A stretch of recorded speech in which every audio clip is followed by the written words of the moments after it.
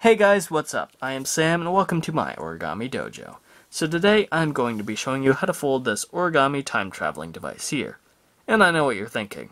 He's finally done it. It's the fusion of origami and technology. Well, not really. You still want to fold it? Me too, coincidentally. So, let's go. So, let's start with a square, right side up, and we're going to begin by making a bird base. So to do that, we'll start by folding in half on the horizontal and vertical.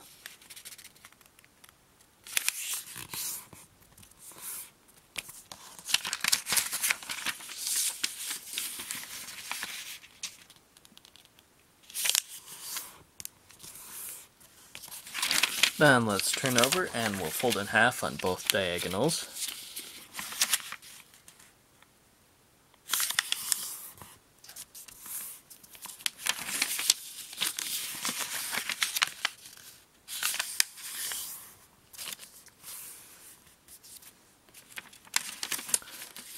Then let's turn over once more, and we'll push down in the center here, and we'll bring everything down to the bottom, like so.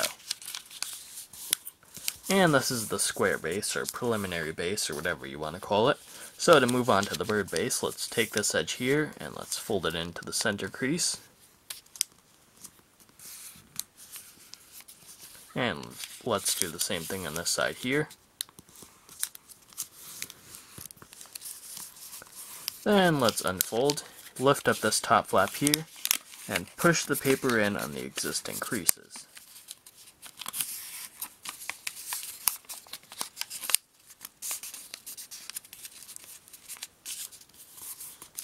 Then let's fold this flap back down and crease sharply, and we'll turn it over and do the exact same thing.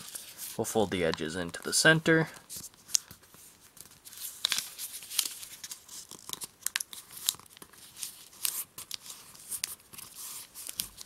then we'll unfold, lift up, and push the paper in the existing creases.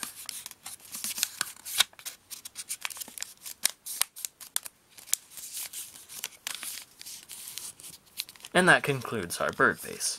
So to turn this into the origami time traveling device, let's fold this flap up, and the crease will extend from this corner here out to this edge here. And when you fold it, make sure that this edge here lines up with the edge beneath it. And then we'll crease, and we'll unfold, and we'll do the same thing on this side. So we'll fold this up, make sure this edge lines up with the edge beneath it,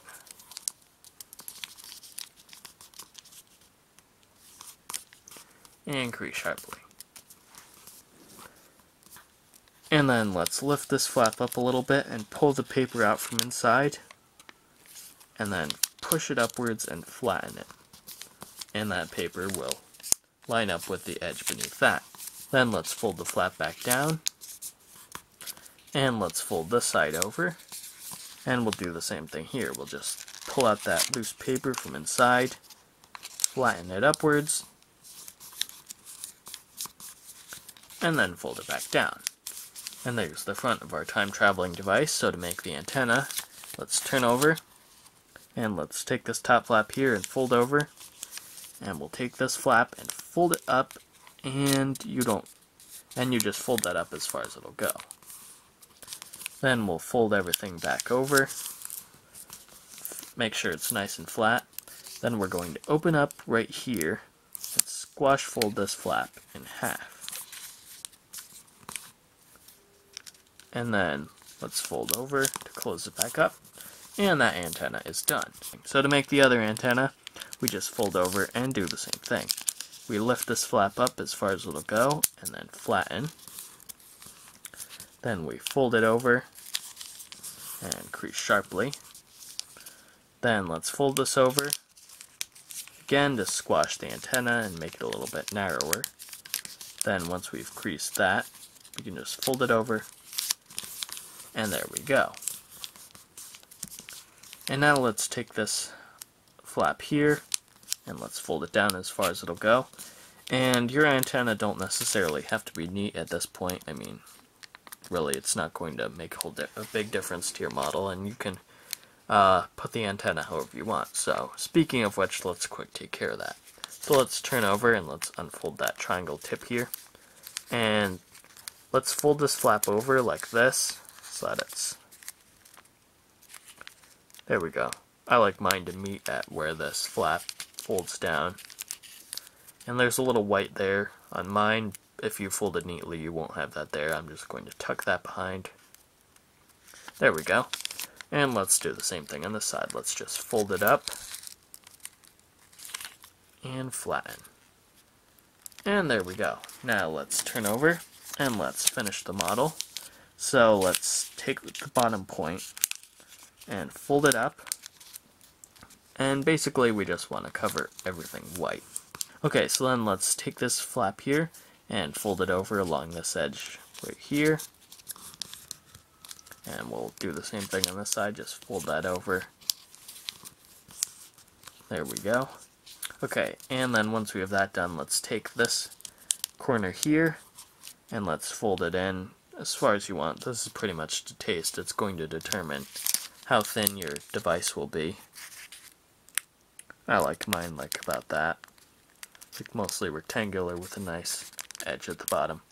Okay, and we'll do the same thing here. And what you want to do is try to mirror the first side so that it doesn't look too sloppy and uneven. And that's never very easy, but I think I've mostly got it. Okay, so then let's make sure those are reinforced very sharply. We're folding through a lot of layers here. Then let's unfold this flap here, and let's reverse fold it inside.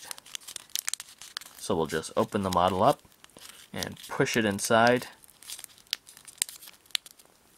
and there we go. And there we go. So let's do the same thing here. Let's open it up. And I find it helps if you just stick a finger in there to loosen everything up, but you also want to pinch this together, otherwise it's all going to come apart. Then we just push it inside.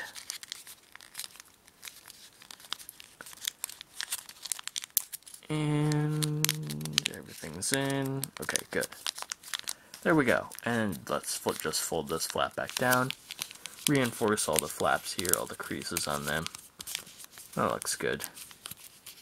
And turn it over, and your time traveling device is done.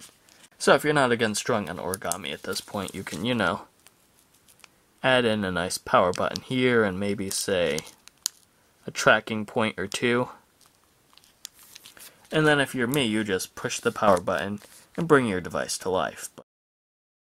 Hey guys, I'm Sam, and I want to thank you for watching that last tutorial. And I know what you're thinking. Last week, Sam told us that time travel was impossible. Then he vanishes in a puff of smoke, and this week, he's teaching us how to make a time travel device.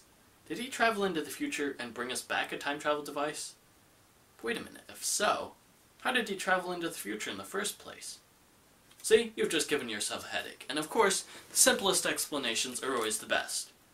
And that explanation is that, duh, the Illuminati just gave this to me. I mean, come on. What? That was a joke. The Illuminati aren't real. They're not going to take me out just for talking about them. I mean, did you just hear that? That sounds like, I gotta go. That sounds like a